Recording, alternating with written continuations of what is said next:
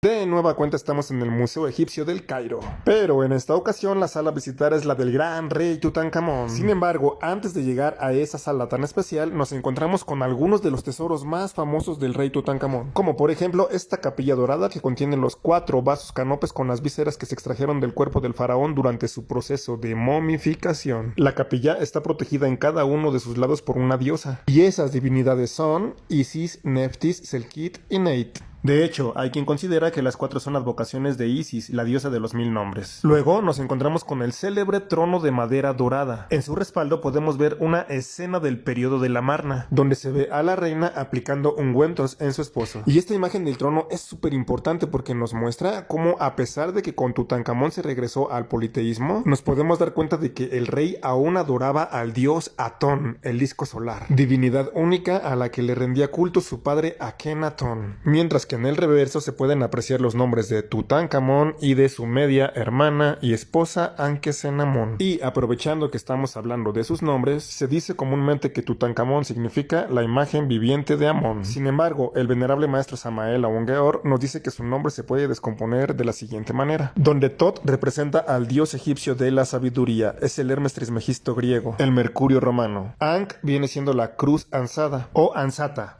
y es el símbolo de la creación de la vida, el fundamento, el gran arcano, la gran fuente de donde todo provenía, y la curva en la parte superior simboliza a la eternidad. Mientras que Amón es el dios que se representa con cabeza de carnero, y sobre sus cuernos está el sol. Amón-Ra, el uno oculto, desconocido, el que no tiene igual, señor de los dioses, quien era uno con las aguas primigenias y la Ogdada, aquel que brilla desde su disco solar en el horizonte y reluce como oro en el cielo. Y ahora sí, por fin llegamos a la sala de Tutankamón, que es la sala que tiene más gente en espera. Y oh sorpresa, debido a la solemnidad y misticismo de esta sala está prohibido tomar fotografías y video, pero afortunadamente en la exposición de la experiencia inmersiva en la Ciudad de México tuvimos la oportunidad de grabar muy buenas réplicas de las que se encuentran en el Museo del Cairo, y que es uno de los objetos más hermosos y fascinantes de toda la historia del arte en el mundo. La máscara representa al rey tocado con el pañuelo Nemes ceremonial. Otro de los objetos que también se encontraba ahí es uno de sus ataúdes que tiene una estética indescriptible y que también pudimos apreciar mejor en su réplica. Esta obra funeraria también estaba protegida por la diosa Isis. Resulta muy desconcertante pensar que la muerte alcanzó a este rey a la temprana edad de 18 o 19 años. Y sin embargo, a pesar de que murió muy joven, nos cuenta el venerable maestro Samael Aun-Geor que Tutankamón sí alcanzó la autorrealización íntima del ser. Empero, eso no quita que su muerte haya sido muy prematura. De hecho, su deceso inesperado obligó a que se le diera un entierro bastante rápido, de tal modo que los sacerdotes se apresuraron para colocarle sus objetos personales en su tumba, como por ejemplo el buitre y la cobra en su pecho, que representan al Alto y al Bajo Egipto. También poseía un escarabajo de resina negro, símbolo de la inmortalidad, y alrededor de la cintura y el muslo las preciadas dagas del rey, hechas de oro y hierro forjado de un meteorito. Todos estos objetos preciados tenían su función en la otra vida. Pero a todo esto, ¿dónde se encuentra la momia de Tutankamón? La respuesta está en el Valle de los Reyes, ubicado en el Alto Egipto. Aquí descansan los restos de este gran iniciado del país asoleado de Kemet. Este joven alcanzó una sabiduría portentosa, pues este gran maestro fue capaz de vislumbrar la síntesis de la gran enseñanza esotérica de todos los tiempos. Pues tan solo a los 9 años de edad fue al monte Sinaí para tratar de convencer a su padre Akenatón y a sus seguidores para que regresaran a Egipto. Quería que vivieran en armonía con personas de diversas creencias a quienes ellos consideraban enemigos,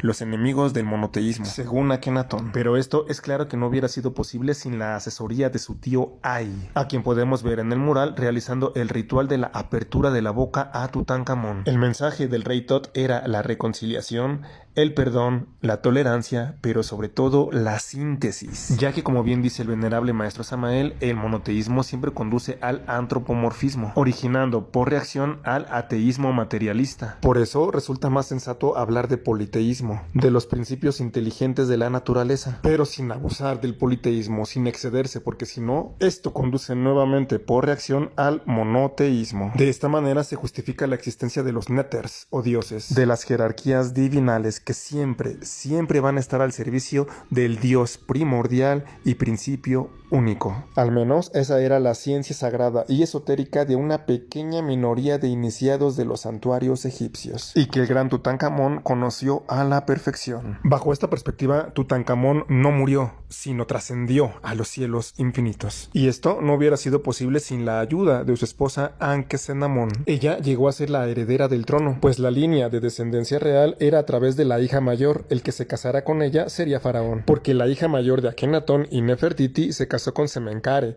el hermano de Akenatón, que fue su sucesor como faraón, quien murió poco después de la coronación de Tutankamón. Ankhesenamón, como esposa y reina, era la única persona que podía asistir a sus ritos funerarios y ser testigo del momento en que los sacerdotes anunciaron su resurrección e informar a sus discípulos de la noticia.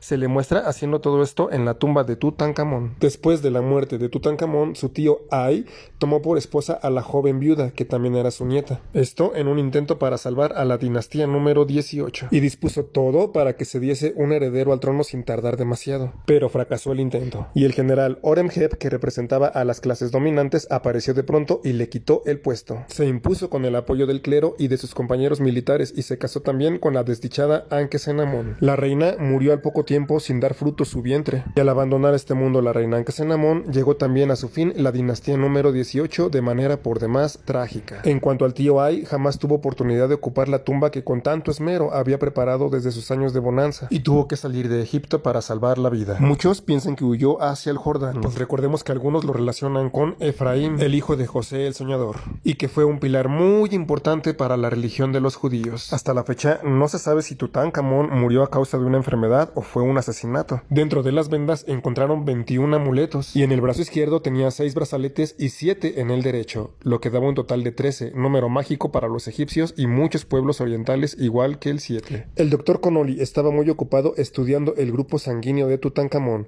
y extrajo una minúscula porción de tejido vascular y descubrió que su sangre perteneció al grupo A. Curiosamente, a este tipo de sangre pertenecían también las momias de los nobles incas halladas en las cuevas de Paracas, y este tipo A de sangre no era de los indígenas de la región peruana.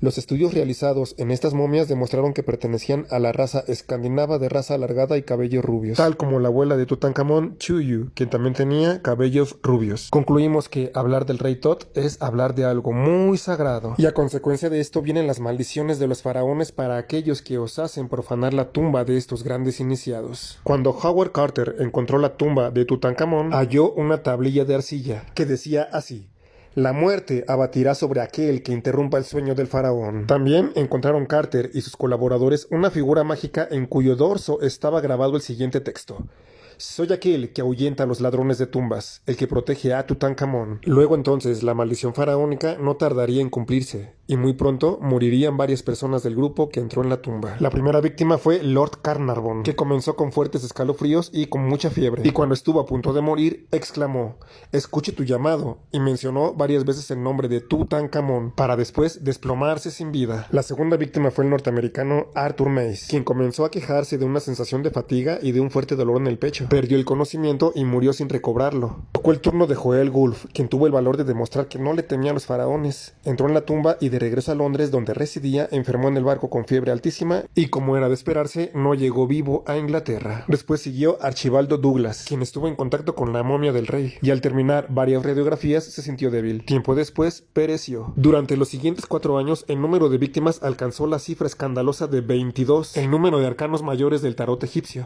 Eran personas que habían entrado en la tumba o que tuvieron que ver con ella o con alguno de los arqueólogos. Uno de ellos, antes de suicidarse, escribió una carta sumamente extraña, en la que decía que no podía soportar por más tiempo aquellos horrores. Esta persona se llamaba James Cart, y el día de su entierro el carruaje fúnebre atropelló a un niño, caminó al cementerio y lo mató. De las 22 víctimas, 13 habían estado presentes en el momento de ser abierta la cámara real, y las circunstancias de las muertes fueron bastante diferentes en cada caso. Y el principal arqueólogo, Howard Carter, también murió, pero este tardó más tiempo que los demás. Él murió de una fiebre muy aguda, y hay quien dice que 40 años después sigue la maldición. A finales de 1966, el gobierno gobierno egipcio tenía intenciones de enviar a París una colección de arte faraónico con algunas piezas que pertenecieron a Tutankamón. Al frente de ese proyecto estaba Mohammed Ibrahim, quien tuvo un sueño muy extraño donde unas voces le decían que debía negarse a autorizar el envío de estas obras de arte a París. Ibrahim se asustó, pero no entendió. Y tiempo más tarde, murió. Cabe señalar que la momia de Tutankamón no fue el único caso. Antes ya se habían presentado este tipo de maldiciones. De hecho, hay también quien relaciona el hundimiento del Titanic con la maldición faraónica, pues dentro viajaba a bordo una momia egipcia y pertenecía a Lord Canterville, coleccionista inglés que la llevaba a Nueva York para venderla.